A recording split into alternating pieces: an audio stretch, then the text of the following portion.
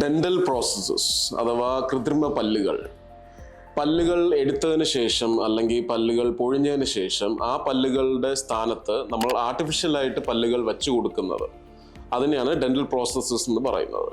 അത് പല തരത്തിലുണ്ട്. റിമൂവബിൾ ആയിട്ടുള്ള ഡെഞ്ചേഴ്സ് ഉണ്ട്.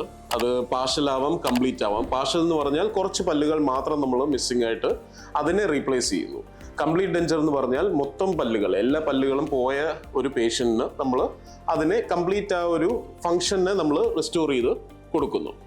അതാണ് ഞാൻ നേരത്തെ പറഞ്ഞ പോയിന്റ് മെയിൻ ഇമ്പോർട്ടൻസ്. നമ്മൾ ഭംഗി മാത്രമല്ല നമ്മൾ നോക്കുന്നത്, ഫങ്ഷൻ കൂടെയാണ് നോക്കുന്നത്. അതായത് ആൾക്ക് ആഹാരം കഴിക്കണമല്ലോ, അപ്പൊ ഫങ്ഷനെയും കൂടെ ഒന്ന് റിസ്റ്റോർ ചെയ്ത് കൊടുക്കുക. റിമൂവബിൾ അല്ലാതെ പിന്നെയുള്ള ഫിക്സഡ് ഓപ്ഷൻസ് ഉണ്ട്. അത് ക്രൗൺസ് ഉണ്ട്, ബ്രിഡ്ജസ് അല്ലെങ്കിൽ ജോയിന്റ് ക്രൗൺസ് ഉണ്ട്, പിന്നെ ഇംപ്ലാന്റ് സപ്പോർട്ടഡ് ആയിട്ടുള്ള പ്രോസസ്സസ് ഉണ്ട്.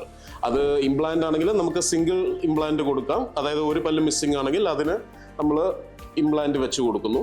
അല്ലെങ്കിൽ പല പല്ലുകൾ അല്ലെങ്കിൽ കുറേ പല്ലുകൾ മിസ്സിംഗ് ആണെങ്കിൽ ഒരു പ്രോസസ്സസ് ഉണ്ടാക്കിയിട്ട് നമ്മൾ ഇംപ്ലാന്റ് സപ്പോർട്ട് വെച്ച് നമ്മൾ ആ ഒരു റെസ്റ്റോറേഷൻ ചെയ്യുകയാണ്. അതുകൊണ്ട് വിസ്ഡം ടൂത്ത് ഒഴിച്ച് വേറെ ഏതെങ്കിലും പല്ല് മിസ്സിംഗ് ആണെങ്കിൽ കഴിയുന്നതും അതിനെ റീപ്ലേസ് ചെയ്യുക.